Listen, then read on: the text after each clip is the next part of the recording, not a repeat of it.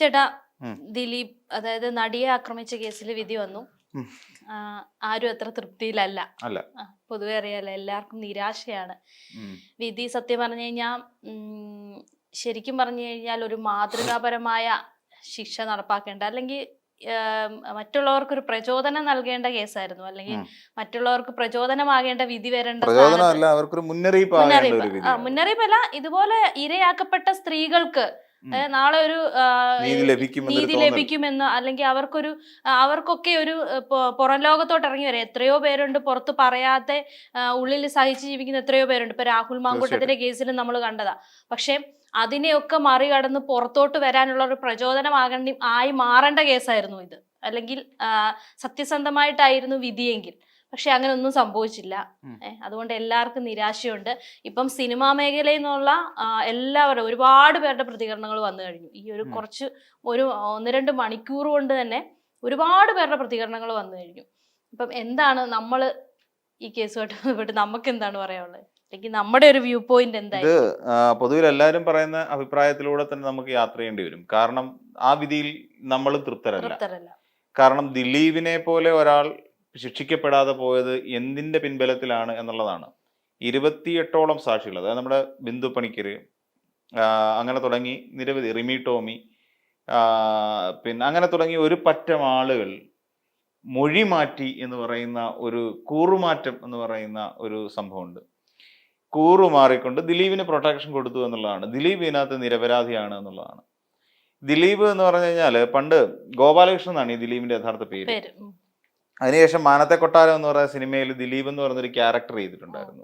അങ്ങനെയാണ് ദിലീപ് ഒരു അഭിനേതാവ് എന്നുള്ള നിലയിലേക്ക് വരുന്നത്. അതിനു മുമ്പ് തന്നെ കമലിന്റെ ഒരു സിനിമയിൽ, അതിന് ദൂരെ കൂടെ അങ്ങനെ എന്തോ ഒരു സിനിമയിൽ, കമലിന്റെ ഒരു സിനിമയാണ്, ആ സിനിമയുടെ പേര് കൃത്യമായി എനിക്ക് ഓർമ്മയില്ല. ആ സിനിമയിൽ ഒരു ചെറിയ വേഷം ചെയ്തുകൊണ്ടാണ് ദിലീപ് സിനിമാ രംഗത്തേക്ക് വരുന്നത്. അസിസ്റ്റന്റ് ഡയറക്ടറായിരുന്നു. ലാൽ ജോസ് ഒക്കെ എനിക്ക് തോന്നുന്നു ഇവരുടെയൊക്കെ സമകാലികനായിട്ട് മലയാള സിനിമയിലൊക്കെ വന്ന ഒരു ആളാണ് ലാൽ ജോസ് എന്ന് പറയുന്ന സംവിധായകൻ. അപ്പോൾ അങ്ങനെ ശരിക്കും ഈ ഇവരുടെ ഇദ്ദേഹത്തിന്റെ ഈ ഫാമിലി ലൈഫ് എന്നൊക്കെ പറഞ്ഞു കഴിഞ്ഞാൽ വളരെ പരിതാപകരമായ വലിയ ഒരു തറവാടും കാര്യങ്ങളൊക്കെ ആയിരുന്നെങ്കിലും ഇവരുടെ അച്ഛൻ്റെ കയ്യിലിരിപ്പ് കാരണം ഇച്ചിരി അത്യാവശ്യം മദ്യപാനവും അതുള്ള കാര്യങ്ങളൊക്കെ കാരണം ആ കുടുംബം വല്ലാണ്ട് അങ്ങ് ക്ഷയിച്ചു പോകുന്നൊരു സാഹചര്യം ഉണ്ടായി. അങ്ങനെ വന്ന് ആ ദിലീപ് പിന്നീട് ഈ UC കോളേജിലൊക്കെ പഠിച്ചു. അങ്ങനെ പഠിച്ച് ഇങ്ങനെ വളർന്ന് മുന്നോട്ട് വന്നുകൊണ്ടിരിക്കുകയാണ് ദിലീപ്. ആ സമയത്ത് ഗത്യന്തരമില്ലാതെ ഈ മിമിക്രിക്കൊക്കെ പോവും. പിന്നെ അതോടൊപ്പം തന്നെ വേറെ ചെറിയ സ്റ്റേജ് പ്രോഗ്രാമുകൾക്കൊക്കെ പോവും. പിന്നെ ചെറിയ എന്തെങ്കിലുമൊക്കെ കച്ചവടം പോലെ എന്തെങ്കിലുമൊക്കെ ചെയ്യുന്ന ഒരു ഓപ്പൺ മാർക്കറ്റ് പോലെ കൊണ്ടു കടന്നു വയ്ക്കുന്ന രീതിയിലുള്ള ചെറിയ മാർക്കറ്റിംഗ് സിസ്റ്റവും ഒക്കെ ആയിട്ട് ദിലീപ് ഇങ്ങനെ ചെറിയൊരു സെറ്റപ്പിൽ നിന്നും വളർന്നു വന്ന് ഇന്ന് ദിലീപ് നിൽക്കുന്ന സ്ഥാനം എന്ന് പറഞ്ഞു കഴിഞ്ഞാൽ വലിയ ഒരു മേഖലയിലാണ് ദിലീപ് നിൽക്കുന്നത്. വലിയൊരു സ്ഥാനത്ത്, ഒരു പൊസിഷനാണ്. അതായത് മലയാള സിനിമയിലുള്ള എല്ലാവരെയും വിലയ്ക്ക് വാങ്ങാൻ തക്ക ശേഷിയുള്ള ഒരു അതികായനായ ഒരാളായിട്ടാണ്, ഒരു ചലച്ചിത്ര താരം എന്നുള്ള നിലയിലാണ് നിൽക്കുന്നത്. പഞ്ചാബി ഹൗസ് എന്ന് പറയുന്ന ഒരു സിനിമ 99-ലാണെന്ന് തോന്നുന്നു. പഞ്ചാബി ഹൗസ് എന്ന് പറയുന്ന സിനിമ റിലീസ് ചെയ്യുന്ന സമയത്ത് അന്ന് ഹരീഷൻസ് എന്ന് പറയുന്ന മമ്മൂട്ടിയുടെ മോഹൻലാൽ ഒരുമിച്ച് അഭിനയിച്ചൊരു സിനിമയും പിന്നെ അതോടൊപ്പം എനിക്ക് സമ്മറൻ വിത്ത് ലഹേമോ അങ്ങനെ അതൊരു സിനിമയും കൂടി ഉണ്ട്. ഇതിനോടെല്ലാം പൊരുതിയിട്ട് പഞ്ചാബി ഹൗസ് എന്ന് പറയുന്ന സിനിമ ബിഗ് ഹിറ്റായി മാറുന്നു. റാഫി മെക്കാട്ടിന്റെ പടമായിരുന്നു തോന്നുന്നു. അപ്പോൾ അങ്ങനെ ആ സിനിമ വലിയൊരു ഹിറ്റായി മാറി. അതാണ് ശരിക്കും ദിലീപിന്റെ ലൈഫിലെ ഒരു വലിയ വഴിത്തിരിവ് എന്ന് പറയുന്ന ഒരു സൂപ്പർ താരത്തിന്റെ ജന്മം എന്നൊക്കെ പറയുന്ന രീതിയിൽ അങ്ങനെ ഉണ്ടായി വന്ന ഒരു നടനാണ് ദിലീപ്. എന്നുവെച്ചാൽ വ്യക്തമായി ഒരു ബോധമില്ലാതെ ഈ ലാൽ ജോസ് ഈ പറയുന്ന അസിസ്റ്റന്റ് ഡയറക്ടറായിരുന്നു, കമലിന്റെ ഒക്കെ അസിസ്റ്റന്റ് ഡയറക്ടറായിരുന്നു. അവിടെ നിന്നാണ് സംവിധായകനാവണം എന്ന് പറഞ്ഞിട്ട് ലാൽ ജോസ് ഒക്കെ മാറി അദ്ദേഹത്തിന്റെ വഴിക്കങ്ങ് പോയി. പിന്നെ ഈ ദിലീപ്, നാദിർ ഷാ ഇവരൊക്കെ കൂടെ ആണ് പിന്നെ ഈ അഭിനയം എന്ന് പറയുന്ന ഒരു രംഗത്തേക്ക് ഇറങ്ങി വരികയും പിന്നീട് ആ ഒരു മേഖലയിൽ ക്ലച്ച് പിടിച്ച് വരികയൊക്കെ ചെയ്യുന്നത്. എന്നിട്ട് ദിലീപ് ദിലീപിന്റെ 3ാം കല്യാണമാണ് ശരിക്കും ഈ കാവ്യമാധവനോടൊപ്പം ഉള്ളത് എന്നൊക്കെയാണ് പറയപ്പെടുന്നത്. എൻ്റെ ഒന്നും വാസ്തവം അറിയില്ല. മഞ്ജു വാര്യരെ വിവാഹം ചെയ്യുന്നതിന് മുൻപ് തന്നെ വേറൊരു വിവാഹം കഴിച്ചിരുന്നു എന്നുള്ളതും ഈ ദിലീപിനെ കുറിച്ച് ചുറ്റിപ്പറ്റി വരുന്ന ചില കഥകളാണ്. നമുക്ക് വാസ്തവം ഉണ്ടോ നമുക്കറിയില്ല, പലരും പറയുന്ന ചില കാര്യങ്ങളാണ്. അങ്ങനെ ദിലീപ് പിന്നെ ചെയ്ത പരിപാടി എന്ന് വെച്ച് കഴിഞ്ഞാൽ തൻ്റെ കയ്യിൽ കാശ് ഒരുപാട് ഉണ്ടായി കഴിഞ്ഞപ്പോൾ ദിലീപ് സ്വാധീനിക്കാൻ വേണ്ടി ഇറങ്ങി. പലപ്പോഴും നമ്മൾ കേട്ടിട്ടുണ്ട് പല കുടുംബങ്ങളിൽ, ഇപ്പോൾ കൊച്ചി ഹനീഫയുടെ ഫാമിലിയിൽ പലർക്കും അവരുടെ വീട്ടുകാർക്ക് വേണ്ട കാര്യങ്ങൾ എത്തിച്ചു കൊടുക്കുക, ചെലവിന് കൊടുക്കുന്ന പോലെ ഒരു തുക എത്തിച്ചു കൊടുക്കുക, ചില അവശ കലാകാരന്മാരെ സപ്പോർട്ട് ചെയ്യുക തുടങ്ങിയ കാര്യങ്ങളൊക്കെ ദിലീപ് ചെയ്തുകൊണ്ടേയിരുന്നു. എന്തിനാണെന്ന് ചോദിച്ചു കഴിഞ്ഞാൽ ദിലീപ് അങ്ങനെ ഒരു ഇമേജ് ഉണ്ടാക്കിയെടുക്കാനുള്ള ശ്രമമാണ് നടത്തിക്കൊണ്ടിരുന്നത്. അപ്പം ഇങ്ങനെ ആ ഒരു ഇമേജ് ഉണ്ടാക്കി ദിലീപ് ഞാൻ ഇവിടെ ഒരു വലിയ സംഭവമാണ് എന്നുള്ള ഒരു തോന്നൽ ബാക്കിയുള്ളവരെ ഉള്ളിൽ ഉണ്ടാക്കുക, തനിക്കെതിരായി ഉയർന്നു വരുന്ന ചില ജനരോഷത്തെ അല്ലെങ്കിൽ എതിർപ്പുകളെ നിശബ്ദമാക്കുക തുടങ്ങിയ ഒരുപാട് പ്രവർത്തനങ്ങളിലൂടെ ദിലീപ് എന്ന് പറയുന്ന നടൻ അങ്ങനെ വളർന്നു വന്നതാണ്. അങ്ങനെ വളർന്നു വന്നത് എന്തെന്ന് വെച്ച് കഴിഞ്ഞാൽ ശരിക്കും ഒരു അർഹിക്കുന്ന വളർച്ചയല്ല ദിലീപിനുണ്ടായതെന്ന് പറയാം. പിന്നെ ഇപ്പോഴത്തെ കേസുമായി ബന്ധപ്പെട്ട് നമ്മൾ പരിശോധിച്ചു കഴിഞ്ഞാൽ കേരളം കണ്ടതിൽ വെച്ച് ഏറ്റവും വൃത്തികെട്ട കൊട്ടേഷനാണിത്, ഏറ്റവും നീചമായ കൊട്ടേഷൻ നമ്മൾ പലത് കണ്ടിട്ടുണ്ട്. ഇതുവരെ ഇത് പിന്നെ അതാ പറയുന്നത്, പലരും ഇപ്പം സാധാരണക്കാരെ നമ്മളിപ്പം വലിയ വലിയ ആൾക്കാരുടെ പ്രതികരണത്തിനേക്കാളും സാധാരണക്കാരുടെ പ്രതികരണം നോക്കി വെക്കുക. കാരണം അവര് പറയുന്നുണ്ട് ഈ പ്രതികാരം വീട്ടാൻ എന്തോരം വഴികളും മറ്റും ഉണ്ടായിരുന്നു, പിടിച്ചു നിർത്തി 2 കൈയും കാലും തല്ലി പിടിച്ചാലും വേണ്ടില്ലായിരുന്നു. അതൊക്കെയാണ് നമ്മൾ കണ്ടിട്ടുള്ള കേട്ടിട്ടുള്ള അല്ലെങ്കിൽ ഇവരൊക്കെ ഉണ്ടാക്കി വെച്ച സിനിമയിലുള്ള കൊട്ടേഷൻ എന്ന് പറയുന്നത് ഇതൊക്കെ തന്നെയാണ്. തല്ലുക, കൊല്ലുക, അല്ലെങ്കിൽ കൈയും കാലും വെട്ടിയെടുക്കുക, ഇതൊക്കെ മാത്രമാണ് കൊട്ടേഷൻ. പക്ഷെ ഇതിനകത്ത് വേറൊരു സാഡിസ്റ്റിക് അപ്രോച്ചാണ്. ഒരാള് എന്ന് വെച്ച് കഴിഞ്ഞാൽ ഇങ്ങനെ എന്താ ഇയാള് ശരിക്കും പറഞ്ഞു കഴിഞ്ഞാൽ അല്ല ഈ ഒരു ഇപ്പൊ ഈ ഒരു സംഭവം ഉണ്ടല്ലോ, ഈ നടിയെ ആക്രമിച്ച കേസ് ഉണ്ടല്ലോ, അത് പറയുന്നത് ശരിയാണോ എന്ന് അറിയത്തില്ല. ദിലീപിന്റെ തന്നെ സിനിമയിൽ അങ്ങനെ ഒരു രംഗമുണ്ട്, അതിനെ തന്നെ റീക്രിയേറ്റ് ചെയ്ത പോലെയാണ്. ഇത് പലപ്പോഴും ഇതിനു മുന്നേ ഇത് പലപ്പോഴും ചർച്ച ചെയ്യപ്പെട്ടിട്ടുണ്ട്. അതായത് ആ ഒരു രംഗം റീക്രിയേറ്റ് ചെയ്ത പോലെയാണ് അതേ ഒരു, അപ്പൊ അത് ദിലീപിന്റെ അതേ സിനിമ തന്നെയായിരുന്നു. അപ്പം ദിലീപ് ആ ഒരു മൈൻഡോട് കൂടി തന്നെയുള്ള ഒരു വ്യക്തിയാണ് എന്ന് പറഞ്ഞിട്ട് മുൻപും ചർച്ചകളും ഉണ്ടായിട്ടുണ്ട്. ഈ ദിലീപിനെ സംബന്ധിച്ച് അങ്ങനെ നോക്കുമ്പോൾ ഈ മറ്റൊരാൾ വേറൊരു യുവതിയെ പീഡിപ്പിക്കുന്നത് അതും പിന്നെ റേപ്പെന്ന് തന്നെ പറയാം. ഒരു നടിയെ വാഹനം കൊണ്ട് ഇടിച്ചു നിർത്തുന്നു, എന്നിട്ട് ആ നടിയെ പിടിച്ച് വാഹനത്തിനുള്ളിലേക്ക് കയറ്റി കൊണ്ടുപോകുന്നു, അവരെ പീഡിപ്പിക്കുന്നു, റേപ്പ് ചെയ്യുക എന്ന് വെച്ചാൽ മൃഗീയമായി റേപ്പ് ചെയ്യുന്നു എന്നൊക്കെ പറയേണ്ടി വരും. ആ ലെവലിൽ അതിന്റെ ദൃശ്യം ബാലേന്ദ്രകുമാർ എന്ന് പറയുന്ന ഒരു സംവിധായകൻ ഉണ്ടായിരുന്നു. ആ സംവിധായകന്റെ ഇത് പ്രകാരം ഈ ദിലീപും കാവ്യമാധവനും കൂടി ഇത് വീട്ടിലിരുന്ന് കണ്ടു എന്നാണ് പറയുന്നത്. അതായത് ഇതിന്റെ ദൃശ്യങ്ങൾ അയച്ചു കൊടുക്കുകയും ഈ ദൃശ്യങ്ങൾ ഈ പറയുന്ന ദിലീപും കാവ്യമാധവൻ ഈ ദൃശ്യം കിട്ടാൻ വേണ്ടിയിട്ട് ഉറക്ക വിളച്ച് ആഹാരം പോലും കഴിക്കാതെ കാത്തിരുന്നിട്ടാണ് ഇരുന്ന് കാണുന്നത്. സോ ഇവരുടെ മാനസികാവസ്ഥ ഒന്ന് ആലോചിച്ച് നോക്കൂ. ദിലീപ് എന്ന് പറഞ്ഞാൽ ഒരു മനുഷ്യൻ എന്നുള്ള നിലയിലോ അല്ലെങ്കിൽ കലാകാരൻ എന്നുള്ള നിലയിലോ ഒരിക്കലും അംഗീകരിക്കാൻ കഴിയാത്തൊരു വ്യക്തിയായി മാറിക്കഴിഞ്ഞിരിക്കുന്നു. സ്വന്തം സഹപ്രവർത്തകർ, എനിക്ക് തോന്നുന്നു ആ നടി ഏറ്റവും കൂടുതൽ അഭിനയിച്ചിട്ടുള്ള ദിലീപിനൊപ്പമാണ്. ആ നടിയെ ഇത്ര ക്രൂരമായി ഒരാൾ റേപ്പ് ചെയ്യുന്നത് കണ്ട് ആനന്ദിക്കുന്ന ഒരു ദിലീപിനെ കുറിച്ച് നമ്മൾ ചിന്തിച്ചിട്ടുണ്ടോ? അങ്ങനെ ഒരാളാണ് ദിലീപ്. അത് ഭയങ്കര അതിക്രൂരമെന്ന് നമുക്ക് പറയാൻ പറ്റുള്ളൂ. ഈ ബാലേന്ദ്രകുമാർ കുറച്ച് പറയുന്ന ബാലേന്ദ്രകുമാർ തന്നെ പുറത്തു വിട്ട ചില തെളിവുകൾ അനുസരിച്ച് നോക്കുകയാണെങ്കിൽ എന്തിനാണ്, എല്ലാ മലയാളികൾക്കും ഉണ്ടാകുന്ന സ്വാഭാവിക സംശയമാണ്, എന്താണ് ഈ പൾസർ സുനിക്ക് ഈ പറയുന്ന നടിയോട് ഇത്ര ദേഷ്യം ഉണ്ടാകാനുള്ള കാരണം? അതെ, അല്ല ഇപ്പം അതാണ് എല്ലാരും ചോദിക്കുന്നത്. ഇപ്പൊ ഈ പറയുന്ന ദിലീപിനെ കുറ്റവിമുക്തനാക്കി, അപ്പോ എന്താണ് ഈ പൾസർ സുനിക്ക് ഈ നടിയോട് ഇത്ര വൈരാഗ്യം വരാനുള്ള കാരണം എന്താണെന്നൂടെ അപ്പൊ കോടതി നമുക്ക് പറഞ്ഞു തരണം. അത് പറയണ്ടേ, കോടതി പറയണം. അല്ലാന്നുണ്ടെങ്കിൽ ദിലീപിനെ രക്ഷിക്കാൻ വേണ്ടി അഹോരാത്രം പണിയെടുത്ത് രാംകുമാർ വക്കീലുണ്ട്. എറണാകുളത്തെ ഏറ്റവും പ്രശസ്തനായ വക്കീലാണ് രാംകുമാർ. അപ്പൊ ആ വക്കീലിനെ സംബന്ധിച്ചിടത്തോളം പുള്ളിക്കാരന് ഒരു ചെറിയ ദിലീപിനെ ഊരിക്കൊണ്ടു പോകാൻ ഒരു ചെറിയ ഒരു ഗ്യാപ്പ് കിട്ടിയാൽ പുള്ളി അത് മുതലാക്കും. ഇതിനിടയിൽ പിന്നെ എന്താ വെച്ചാൽ ജഡ്ജ് നീതി പുലർത്തുന്നില്ല എന്നും പറഞ്ഞുകൊണ്ട് 2 പ്രോസിക്യൂഷൻസ് രാജിവെച്ച് പോകേണ്ട ഗതികേട് വരെ ഉണ്ടായി. കാര്യം എന്താ, ഇവിടെ ഈ രാംകുമാർ വക്കീൽ വാദിക്കാൻ കയറി കഴിഞ്ഞാൽ പിന്നെ അതൊന്നും പ്രോസിക്യൂഷൻ ഇനി എത്ര തെളിവ് നിരത്തിയെന്ന് പറഞ്ഞിട്ടും കാര്യമൊന്നുമില്ല. അവരുടേതായ ഒരു സ്റ്റാൻഡ്, ഈ രാംകുമാർ വക്കീൽ അത്ര സീനിയർ ആയിട്ടുള്ള ഒരു വക്കീലാണ് രാംകുമാർ വക്കീൽ. അപ്പോൾ അങ്ങനെ ഒരു സ്റ്റാൻഡ് സ്വീകരിച്ചുകൊണ്ടേയിരിക്കും. അപ്പോൾ ഇവിടെ എന്തിന് പൾസർ സുനി അറ്റാക്ക് ചെയ്തു? എന്ത് വൈരാഗ്യമാണ് ഇവർ തമ്മിലുള്ളത്? സാമ്പത്തിക ഇടപാടാണോ? ഇനി അതല്ല ചലച്ചിത്ര മേഖലയുമായിട്ട് ബന്ധപ്പെട്ടുള്ള ഇടപാടാണോ? ഇനി അതല്ല ഈ പറയുന്ന നടി ഈ പൾസർ സുനിയെ കെട്ടിക്കോളാന്ന് പറഞ്ഞിട്ട് അങ്ങനെ വേണമെങ്കിലും ചിന്തിക്കാം. ഈ ആസിഡ് ഒഴിക്കുന്ന കാലഘട്ടമാണല്ലോ. പൾസർ സുനിയെ കല്യാണം കഴിച്ചോളാം എന്നൊക്കെ പറഞ്ഞുകൊണ്ട് ഈ നടി പറഞ്ഞിട്ട് ഏറ്റവും അവസാനം പൾസർ സുനിയെ തേച്ചോ? അങ്ങനെയൊക്കെ നമുക്ക് ചിന്തിക്കേണ്ടി വരും. പൾസർ സുനി മാത്രമല്ല, ഏകദേശം 6ഓളം വരുന്ന പ്രതികൾ ഇവരെല്ലാവരെയും ഈ നടി തേച്ചിട്ടുണ്ടോ? അതൊക്കെ അറിയണം. അല്ല, ഇതൊന്നും സംഭവിച്ചിട്ട കാര്യമൊന്നും അല്ലല്ലോ. പിന്നെ എന്തിനാണ് പൾസർ സുനി ഈ നടിയെ ഇത്ര മാരകമായി പരിക്കേൽപ്പിച്ചത്, പീഡിപ്പിച്ചത്? പിന്നെ തന്നെയല്ല, എന്തിനാണ് ഈ ദിലീപിന്റെ വീട്ടില് പാലുകാച്ചിന്റെ തൊട്ടടുത്ത ദിവസവും പാലുകാച്ചിനും ഒക്കെ നിരന്തരം ഈ പൾസർ സുനി പോയിക്കൊണ്ടിരുന്നത്? എന്തിനാണ്? കാവ്യക്കൊപ്പം ബ്യൂട്ടി പാർലറൊക്കെ പോകുന്ന പൾസർ സുനി എന്തായിരുന്നു കാവ്യമാധവനെ പൾസർ സുനിയുടെ കൂടെ ചേർത്ത് വേണ്ട ആവശ്യം? അല്ല, എന്താണ് ഇപ്പൊ സ്വന്തമായിട്ട് ഡ്രൈവർമാരില്ലേ, സ്വന്തമായിട്ട് വാഹനമില്ലേ? കാവ്യമാധവൻ എന്താ ഡ്രൈവ് ചെയ്യാൻ അറിയില്ലേ? കാവ്യമാധവൻ കുറെ കാലം സിനിമയിലുണ്ടായിരുന്നതാണല്ലോ. അതൊരു സിനിമയ്ക്ക് ബാലതാരമായിട്ട് നമ്മുടെ കമലിന്റെ പല സിനിമകളിലും ബാലതാരമായിട്ട് വന്ന് ഏറ്റവും കൂടുതൽ ചന്ദ്രൻ ദിക്കിൽ ദിക്കിൽ എന്ന് പറയുന്ന സിനിമയിലാണ് ദിലീപും കാവ്യമാധവനും ഒരുമിച്ച് അഭിനയിക്കുന്നത്, ലാൽ ജോസിന്റെ. അപ്പോൾ ആ സിനിമക്ക് ശേഷം നല്ലൊരു തിരക്കുള്ള നടിയായി കാവ്യമാധവൻ മലയാള സിനിമയിൽ മാറി. അപ്പം കാവ്യമാധവനെ സംബന്ധിച്ചിടത്തോളം കാശുണ്ട്, കാറ് വാങ്ങാനുള്ള പാങ്ങുണ്ട്, എല്ലാം ഉണ്ട്. തന്നെയല്ല ദിലീപിന്റെ ഭാര്യയായി നിൽക്കുന്ന കാവ്യമാധവൻ എന്താ പൾസർ സുനിയുടെ കാറിലോ അല്ലെങ്കിൽ പൾസർ സുനി ഓടിച്ചാലേ പോവുള്ളൂ? അല്ല. അപ്പൊ ഇവര് തമ്മിൽ വേറെ എന്തൊക്കെയോ ചില ബന്ധങ്ങളുണ്ട്. അതായത് ഈ പൾസർ സുനിയായിട്ടും ദിലീപുമായിട്ടും ഇവർ തമ്മിൽ എന്തോ ചില അഡ്ജസ്റ്റ്മെന്റുകളുണ്ട്. പിന്നെ പലയിടത്തും വെച്ച് 2017 ഈ സംഭവം നടക്കുന്നു. 15 മുതൽ തന്നെ ഇതുമായി ബന്ധപ്പെട്ട ഗൂഢാലോചനകൾ നടന്നിട്ടുണ്ടെന്നും ഇതുമായി ബന്ധപ്പെട്ടുള്ള ശബ്ദ സംഭാഷണങ്ങളും ഒക്കെ ഉണ്ട് എന്നുള്ളത് ബാലേന്ദ്രകുമാർ എന്ന് പറയുന്ന ആ സംവിധാനം വെളിപ്പെടുത്തി. ദൗർഭാഗ്യവശാൽ അദ്ദേഹം മരണപ്പെട്ടു പോയി. അദ്ദേഹം ഈ പറയുന്ന ലിവർ ഡിസീസ് ആയിരുന്നു അദ്ദേഹത്തിന്. അങ്ങനെ ലിവർ ഡിസീസ് വന്നിട്ട് ഈ അദ്ദേഹത്തിന്റെ രക്തസ്രാവം ഉണ്ടാകുന്ന സമയത്ത് പോലും അദ്ദേഹം കോടതിയിൽ മുടങ്ങാതെ കൃത്യമായ ഇടവേളകളിൽ പോയിക്കൊണ്ടിരുന്ന ഒരു മനുഷ്യനാണ്. അതോടൊപ്പം തന്നെ PT തോമസ് എന്ന് പറയുന്ന ഉമാ തോമസിന്റെ ഭർത്താവായിരുന്ന അദ്ദേഹം മരണപ്പെട്ടു പോയല്ലോ. ആ MLA പിന്നെ ഈ പറയുന്ന നടിയോട് പറഞ്ഞതാണ്, മോളെ ഞാൻ എൻ്റെ മരണം വരെ ഞാൻ ഒപ്പം ഉണ്ടാകും, ധൈര്യമായി മുന്നോട്ട് പൊയ്ക്കോളൂ എന്നായിരുന്നു അദ്ദേഹം പറഞ്ഞിരുന്ന ഒരു PT തോമസ് കൊടുത്ത ഉറപ്പ്. ആ ഉറപ്പ് പോയില്ലേ? ആ ഉറപ്പ് പോയില്ലേ എന്ന് മാത്രമല്ല, ആ ഉറപ്പ് പാലിക്കപ്പെട്ടിട്ടില്ല എന്നുള്ളതാണ്. സത്യത്തിൽ ദിലീപ് എന്ന് പറയുന്ന നടൻ ഈ പിന്നെ പണ്ട് മഞ്ജു വാര്യരെ കല്യാണം കഴിച്ചു. മഞ്ജു വാര്യർ അഭിനയിക്കുന്ന കാര്യം ചോദിച്ച സമയത്ത് ദിലീപ് പറഞ്ഞൊരു കാര്യമുണ്ട്, എൻ്റെ ഭാര്യ മറ്റൊരാളെ കെട്ടിപ്പിടിച്ച് അഭിനയിക്കുന്നത് എനിക്ക് ഇഷ്ടമല്ല എന്നാണ് അന്ന് ദിലീപ് പറഞ്ഞത്.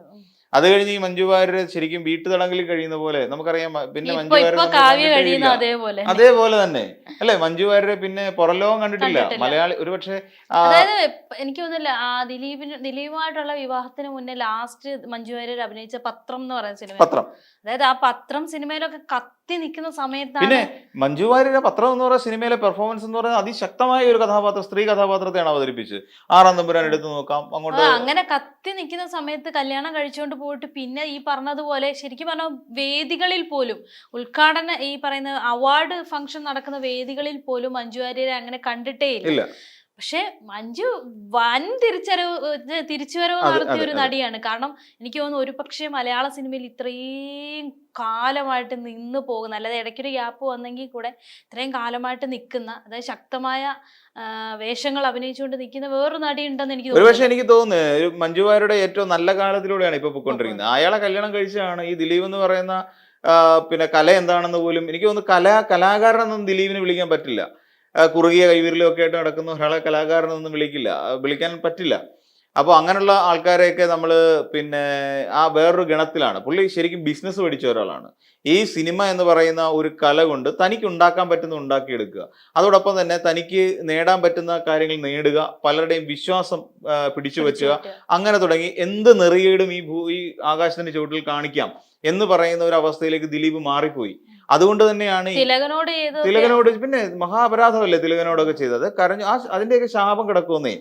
പണ്ട് ഈ UC കോളേജ് അയാളെ പുറത്താക്കുന്ന അവിടുത്തെ ഒരു പിന്നെ അദ്ദേഹത്തിനെ പഠിപ്പിച്ച ഒരു അധ്യാപകനെ ഇമിറ്റേറ്റ് ചെയ്ത് അത് കുളവാക്കി നാശമാക്കി അയാളെ ശരിക്കും അപഹസിച്ചു. ഒടുവിൽ അത് പിന്നെ ദിലീപിനെ അവിടെ നിന്ന് UC കോളേജിൽ നിന്ന് പുറത്താക്കുന്ന സാഹചര്യം വരെ ഉണ്ടായി.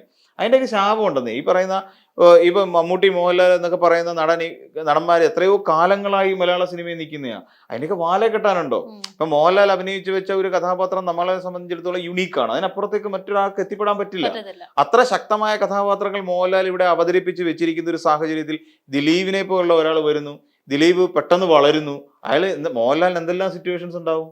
മോഹൻലാൽ ഇപ്പം വിലക്കെടുക്കാനാണെങ്കിൽ, ആൾക്കാരെ വിലക്കെടുക്കാനാണെന്നുണ്ടെങ്കിൽ ഈ പറയുന്ന പൾസർ സുനിയൊന്നും ആയിരിക്കില്ല. ഇതൊക്കെ ഇന്റർനാഷണൽ ലെവലിലുള്ള ആൾക്കാർ ഇവിടെ വന്ന് കാര്യം സാധിച്ചിട്ട് പോകും മോഹൻലാലിന്റെ ഒക്കെ കേസ് വന്നു കഴിഞ്ഞാൽ. പക്ഷെ മോഹൻലാൽ അങ്ങനെയൊന്നും ഇതുവരെ മോഹൻലാലിനെ സംബന്ധിച്ചിടത്തോളം അങ്ങനെ ഒരു പരാതി ഇന്നുവരെ മലയാള സിനിമയിൽ ഉണ്ടായിട്ടില്ല എന്നുള്ളതാണ് വാസ്തവം. പിന്നെ ഈ പറയുന്ന മോഹൻലാൽ അടക്കമുള്ള ഈ താരസംഘടനയ്ക്കകത്ത് നിന്നും ഇതോടൊപ്പം തന്നെ ഈ മാക്ട തുടങ്ങിയ എല്ലാ ഫെഫ്ക ഇതിനെല്ലാം ഈ പറയുന്ന ദിലീപ് സ്വന്തം കൈവെള്ളയിൽ കൊണ്ടു നടക്കുകയാണ്, കൺട്രോളിലാണ്. അതോടൊപ്പം തന്നെ തിയേറ്റർ ഉടമകളുടെ സംഘടന, അവരെല്ലാവരും ഈ പറയുന്ന ദിലീപ് പറയുന്നതിന് അപ്പുറത്തേക്കില്ല എന്ന് പറയുന്ന ഒരു അവസ്ഥയിലേക്ക് കാര്യങ്ങൾ കൊണ്ട് എത്തിക്കാൻ കഴിഞ്ഞു എന്നുള്ളതാണ്. അതൊരു പക്ഷേ പണ്ട് ഈ ദിലീപ് സിനിമകളൊക്കെ സാമ്പത്തികമായിട്ട് വിജയം അല്ലെങ്കിൽ പോലും പണ്ട് ഒരു പരിപാടിയുണ്ട്. ഈ ദിലീപിന്റെ സിനിമ റിലീസ് ചെയ്യുന്ന സമയത്ത് കുറെ വാഹനങ്ങൾ കൊണ്ടിട്ട് ബ്ലോക്ക് ചെയ്യുക. റോഡ് നമ്മൾ പോകുന്ന വഴിക്കെല്ലാം ഭയങ്കര ബ്ലോക്ക് ആയിരിക്കും. ഇപ്പൊ തിയേറ്ററിന്റെ ഫ്രണ്ട് അങ്ങ് ബ്ലോക്ക് ആക്കുക. ബ്ലോക്ക് ആയി കഴിഞ്ഞാൽ എൻ്റെ അർത്ഥം എന്ന് വെച്ച് കഴിഞ്ഞാൽ അന്നേ നമ്മൾ പറഞ്ഞിട്ടുണ്ട് ദിലീപ് ഒരു കള്ളക്കളി നടത്തുന്നുണ്ട് ഇതിനകത്ത്. എന്ന് വെച്ചാൽ ജനങ്ങളെ തെറ്റിദ്ധരിപ്പിക്കുകയാണ്. ഒരു തിയേറ്ററിന്റെ ഫ്രണ്ടിൽ ദിലീപ് സിനിമ കളിക്കുന്ന ഒരു തിയേറ്ററിന്റെ മുന്നിൽ ഇത്രയും വാഹനങ്ങൾ ബ്ലോക്ക് ഉണ്ടായി കഴിയുമ്പോൾ അതിന്റെ അർത്ഥം എന്ന് വെച്ച് കഴിഞ്ഞാൽ ഗംഭീര ഹിറ്റാണ്, ആൾക്കാരെല്ലാം വന്ന് വെയിറ്റിംഗിലാണ് എന്നുള്ള ഒരു പ്രതീതി ജനിപ്പിക്കുക. അപ്പം ഇത് കണ്ടിട്ട് തെറ്റിദ്ധരിച്ചൊരു പറ്റം ആളുകൾ എന്ത് ചെയ്യും, ഈ പറയുന്ന അന്നത്തെ ഒരു കാലത്ത് ഈ പറയുന്ന ഈ വിഷ്വൽ മീഡിയയോ അല്ല ഈ സോഷ്യൽ മീഡിയയിൽ വന്നിരുന്നിട്ട് ഇതിന്റെ പടത്തിന്റെ റിവ്യൂ പറയുന്നവരൊക്കെ എണ്ണമൊന്നും ഇല്ല. ഇപ്പോഴാണ് ഈ അശ്വന്ത് കോക്കിനെ പോലുള്ള ആൾക്കാരൊക്കെ വന്നിരുന്നുണ്ട് റിവ്യൂ അവതരിപ്പിക്കാൻ തുടങ്ങിയത്. അതിനു മുമ്പ് ഇതൊന്നും ഇല്ല. അപ്പൊ ഇത് ഇങ്ങനെ കാണുന്ന ആൾക്കാർ വിചാരിക്കും ദിലീപിന്റെ ആ സിനിമ എന്തോ ഭയങ്കര മായാജാലമാണ്, കയറി കാണണം എന്നൊക്കെ പറയുന്ന തരത്തിലേക്ക് മാറും. ഈ രീതിയിൽ പോലും കാശിറക്കിക്കൊണ്ട് എന്ത് നെറുകേട് നടത്താൻ കഴിയുന്ന ഒരു നടനായി ദിലീപ് അധപ്പതിച്ചു പോയി. അതിന്റെ ഒരു പ്രതിഫലനമാണ് നമ്മൾ ഇപ്പൊ കണ്ടത്. അത് കാശ് വാരി എറിഞ്ഞുകൊണ്ട് ഇവിടെ തന്നെയല്ല പ്രോസിക്യൂഷൻ തെളിവുകളെല്ലാം ഈ പറയുന്ന പോലെ നമ്മൾ നേരത്തെ ഒരു ചർച്ച വന്നു, ദിലീപ് രക്ഷപ്പെടും എന്നുള്ളൊരു കാര്യത്തിൽ ചർച്ച വന്നിരുന്നു. അത് അച്ചിട്ടല്ലേ നമുക്ക്. കാരണം എന്ന് വെച്ച് കഴിഞ്ഞാൽ അവിടെ എന്ത് പറ്റിയെന്ന് ചോദിച്ചാൽ സാക്ഷികൾ പലരും കൂറുമാറി. ഈ സാക്ഷികളെ സംബന്ധിച്ചിടത്തോളം ദിലീപിനെ പിണക്കിക്കൊണ്ട് ഈ ഇൻഡസ്ട്രി നിൽക്കാൻ പറ്റില്ല. അങ്ങനെ ദിലീപ് അങ്ങനെ ഒരു ഇൻഡസ്ട്രിയൽ ലൈഫ് എന്ന് പറഞ്ഞാൽ അവരെ സംബന്ധിച്ചിടത്തോളം പറ്റില്ല. എത്രയോ അധികം ആൾക്കാർക്ക് സിനിമ നഷ്ടപ്പെട്ടു. ദിലീപിനെ കുറ്റം പറഞ്ഞ എത്രയോ അധികം ആൾക്കാർക്ക്. പാർവതി തിരുവോത്തൊക്കെ ഇപ്പൊ എവിടെയാ ഉള്ളത്? ഈ ഒരൊറ്റ ഇഷ്യൂ കൊണ്ടാണല്ലോ WCC എന്ന് പറയുന്ന പിന്നെ സംഘടന പോലും നമ്മുടെ കേരളത്തിൽ ഉണ്ടാവുന്നത്. അപ്പൊ ഇങ്ങനെയൊക്കെ പിന്നെ ഒരു നടിയെ ഇല്ലായ്മ ചെയ്യുകയും ആ നടിയെ സപ്പോർട്ട് ചെയ്തുകൊണ്ട് നിന്ന പലരുടെയും തൊഴിൽ തന്നെ ഇല്ലാതാക്കിക്കൊണ്ട് അവരെ സിനിമയ്ക്ക് പോലും വേണ്ട ചരക്കുകളാക്കി മാറ്റി എന്ന് തന്നെ പറയേണ്ടി വരും. സിനിമയിൽ പോലും വേണ്ടാത്ത ആളുകളാക്കി മാറ്റി വൃത്തി എന്ന് വെച്ചാൽ അവർക്കൊക്കെ വേറൊരു ഫേസ് കൊടുക്കാൻ കഴിഞ്ഞത് ഒരു പക്ഷെ ദിലീപായിരിക്കും. പിന്നെ അതിനെ ബലപ്പെടുത്തുന്നതിന് വേണ്ടിയിട്ട് ഈ നാട്ടിൽ കുറെ ഈ ചേട്ടാവിളി ഉണ്ടല്ലോ, ദിലീപ് പേട്ടാവിളി എന്നും കേട്ട് പിന്നെ വിധിയും കേട്ടുകൊണ്ട് ഇറങ്ങി വരുന്ന സമയത്ത് തന്നെ അവിടെ ഇരുന്നുണ്ട് ദിലീപേട്ടൻ കീ എന്ത് തേങ്ങയ്ക്കാ ഇമാതിരി ഒരു തൊട്ടിത്തരം കാണിച്ചത്. ഈ ദിലീപേട്ടൻ കീ ചെയ്ത് വിളിക്കുന്നതിന്റെ ഒക്കെ വീട്ടിൽ കയറി അവന്റെ അമ്മയെ പെങ്ങളെ വല്ല ഇതുപോലെ കാണിക്കണം, എങ്കിലേ ആ വിഷമം മനസ്സിലാവത്തുള്ളൂ. ഒരു നടിയുടെ കരിയറാണ് അവിടെ അവസാനിപ്പിച്ച അയാള്. ഒരു നടിയുടെ കരിയർ അവിടെ ഇല്ലായ്മ ചെയ്ത് കളഞ്ഞു. എന്തിനു വേണ്ടിയിട്ട്? അയാളുടെ അവിഹിതത്തിന് പിന്നെ കൂട്ടു നിൽക്കാത്തതിന്റെ പ്രശ്നമാണ്. അയാള് പിന്നെ മഞ്ജു വാര്യരെ കല്യാണം കഴിച്ച് ജീവിക്കുന്ന സമയത്ത് കാവ്യമാധവനെ ഇങ്ങനെ പ്രേമിച്ച് നടന്നത് അവിഹിതം എന്ന് തന്നെ പറയും നമ്മൾ പച്ചയ്ക്ക് അത് അവിഹിതം തന്നെയാണ്, അല്ലാതെ വേറൊന്നും അല്ലത്. അതിനെ എത്ര വിശദീകരിക്കാൻ ശ്രമിച്ചാലും ഏറ്റവും ഒടുവിൽ അവിഹിതം പിടിക്കപ്പെടുമെന്നായ സമയത്ത് ആ കെട്ടിക്കൊണ്ടുപോയ ചെറുക്കൻ ആണായതുകൊണ്ട് അവൻ ആ പെണ്ണിനെ വേണ്ട. ഇവിടെ വല്ലവനെ സ്വന്തം ബാത്റൂമിൽ ഇരുന്നുകൊണ്ട് കാമുവിനെ വിളിക്കുന്ന ഒരു പെണ്ണിനെ അവന് വേണ്ടെന്ന് നിശാല് തീരുമാനം എടുത്തു. ആ തീരുമാനം എടുത്തു കഴിഞ്ഞപ്പോഴത്തേക്ക് അവൻ ഉപേക്ഷിച്ച ആളാണ് കാവ്യമാധവൻ. എന്നിട്ട് പിന്നെ ആ അവിഹിതം അവൻ പോയി പിന്നെ ദിലീപ് പോയി കല്യാണം കഴിച്ചു. 18 വയസ്സിന്റെ വ്യത്യാസം ഇവർ തമ്മിലുള്ളത്. എന്നിട്ട് പോയി കല്യാണം കഴിച്ച് സ്വന്തം ഭാര്യയായിട്ട് പിണങ്ങി. സ്വാഭാവികം എന്ന് വേണം, അത് പിണങ്ങുമല്ലോ. അന്നും മഞ്ജു വാര്യർ പറഞ്ഞിട്ടുണ്ട് ഇതിനെ ദുരൂഹമായ ഗൂഢാലോചന നടന്നിട്ടുണ്ട്. ഇപ്പൊ കോടതിയിൽ നിന്ന് ഇറങ്ങി വന്നപ്പോ ദിലീപ് അതിന് മറുപടി കൊടുത്താണ്ടില്ലേ, മഞ്ജു പറഞ്ഞ ഒരു വാക്കിൽ നിന്നാണ്. അപ്പൊ ഇതിനു മുന്നേ വന്ന തെളിവുകളും കാര്യം ഇപ്പൊ അതൊക്കെ തെളിവുകളൊന്നും ഒന്നും അല്ലാതായി. തെളിവുകളില്ലെന്ന് ഇപ്പൊ തെളിവുകളെല്ലാം ഡിലീറ്റ് ചെയ്തു. പിന്നെ കേസ് അന്വേഷിച്ച SP-യുടെ കൈവെട്ടണമെന്ന് പറഞ്ഞ ഒരാളാണ് ഈ ദിലീപ്. SP-യുടെ കൈവെട്ടിക്കളയണമെന്ന് പറഞ്ഞ ആളാണ്. ഈ കള്ള് മൂത്തിരിക്കുന്ന സമയത്ത് എന്തെങ്കിലുമൊക്കെ വിളിച്ചോ ആരെങ്കിലുമൊക്കെ റെക്കോർഡ് ചെയ്യും. ഇത് ബാലേന്ദ്രകുമാർ ഇതിന്റെ എല്ലാം അടക്കം തെളിവുകൾ കൊടുത്തിട്ടുണ്ട് പ്രോസിക്യൂഷന്. പക്ഷേ ഈ തെളിവുകളൊക്കെ ഗൂഢാലോചന നടന്നു എന്ന് തെളിയിക്കപ്പെടുന്നില്ല എന്ന് പറയുന്നിടത്താണ് നമുക്ക് അത്ഭുതം തോന്നുന്നത്. ഈ പറയുന്ന ബാലേന്ദ്രകുമാർ നേരിട്ട് കണ്ടിട്ടുണ്ട്.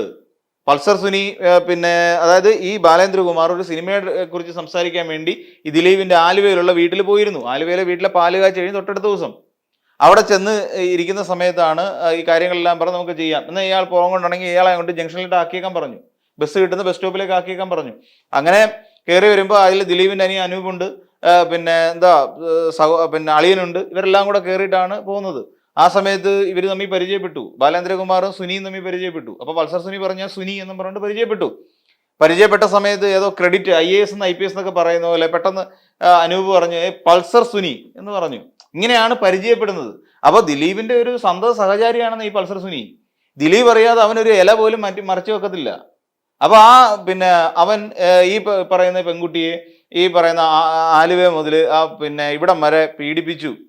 ആരുടെ അനുവാദം ഇല്ല ചെയ്യുമെന്നാണോ തോന്നുന്നത്? അല്ലെങ്കിൽ തന്നെ ഈ പൾസർ സുനിക്ക് ഈ പറയുന്ന നടിയോട് എന്ത് ഇത്ര വൈരാഗ്യം?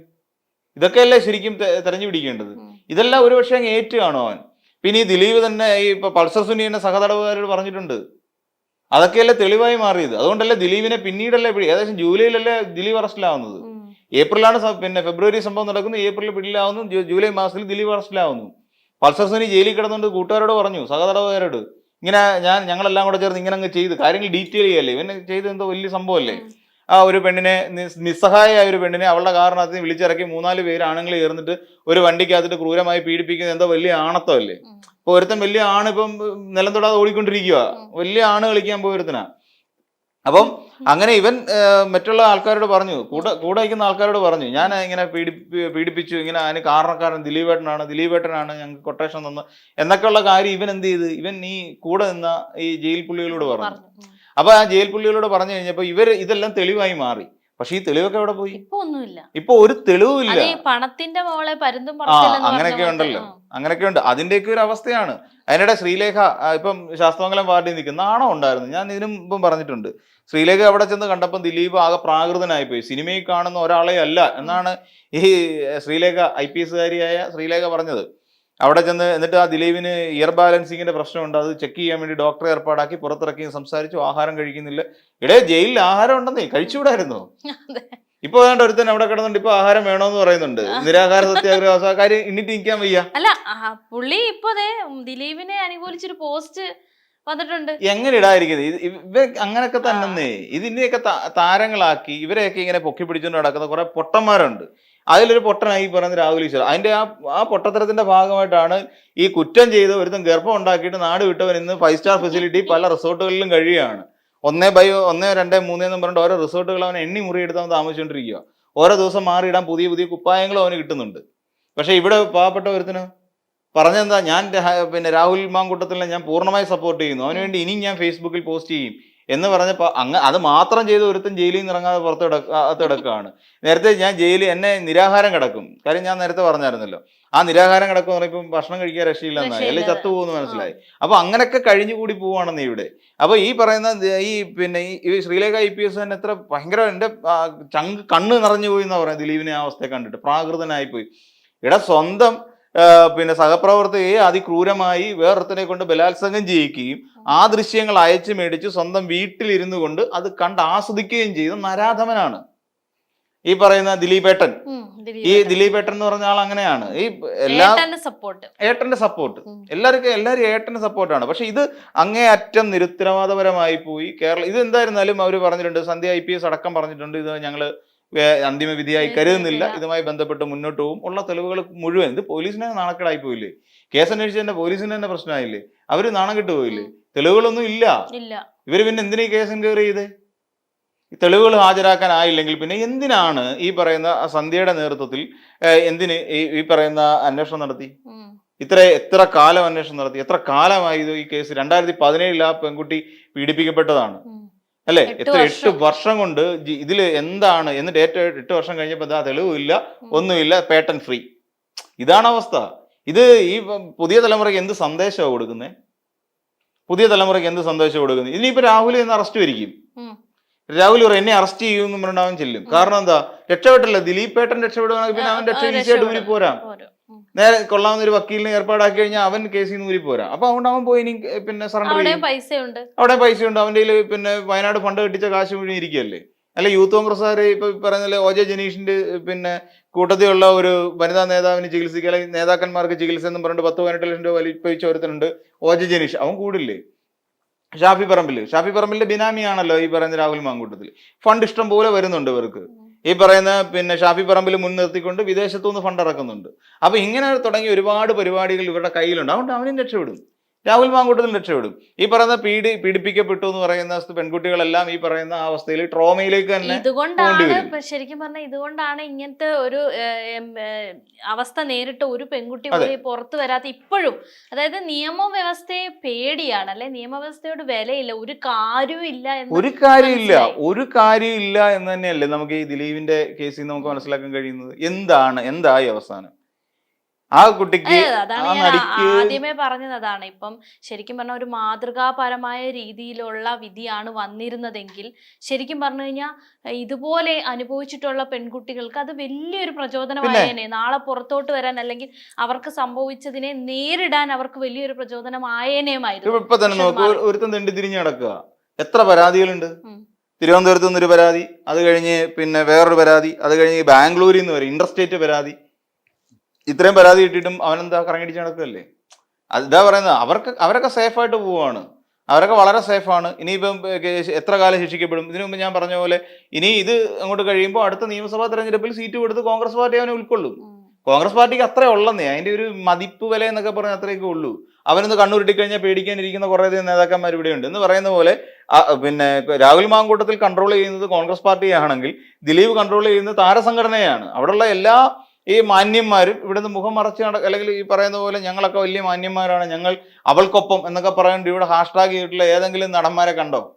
അവന്മാരെല്ലാം മൊഴി മാറ്റിയില്ലേ? എല്ലാം മൊഴി മാറ്റിയില്ലേ? പൃഥ്വിരാജ് മാത്രമേ ഉള്ളൂ അതിൽ സ്റ്റിക്ക് ഓൺ ചെയ്തത്. ബാക്കി എല്ലാ പേട്ടന്മാരും മൊഴി മാറ്റി അവിടെ ചെന്ന് കൂറുമാറി. അതൊക്കെ വൃത്തികേടാണ്. അത് അവർക്കൊക്കെ എന്ത് പിന്നെ ഈ സഹജീവി സ്നേഹമാണ്, അല്ലെങ്കിൽ എന്താണ് ഒരു സഹപ്രവർത്തക എന്ന് ഇത്രയും ക്രൂരമായി ഒരു നരാധമനാൽ ഒരു പൾസർ സുനിയെ പീഡിപ്പിച്ചു. അപ്പൊ അങ്ങനെ പീഡിപ്പിക്കപ്പെട്ട ഒരു ഗുണ്ട പീഡിപ്പിച്ച ഒരു പെണ്ണിനോട് എന്താണ് ഇവർക്കുള്ളൊരു മമത? അപ്പം എന്ന് വെച്ചാൽ മലയാള സിനിമയിൽ ഒരു പെൺകുട്ടികളും സുരക്ഷിതരല്ല എന്നാണ് അതിന്റെ അർത്ഥം. അവർക്ക് ഇഷ്ടമല്ലാത്ത, അവിടുത്തെ പ്രധാന നടൻ ഇഷ്ടമല്ലാത്തത് എന്തെങ്കിലും ഈ പെൺകുട്ടിയുടെ ഭാഗത്തു നിന്നുണ്ടായാൽ തീർച്ചയായും ഈ രീതിയിൽ ഗുണ്ടകളെ ഇറക്കി ആ പെൺകുട്ടിയെ പീഡിപ്പിക്കും.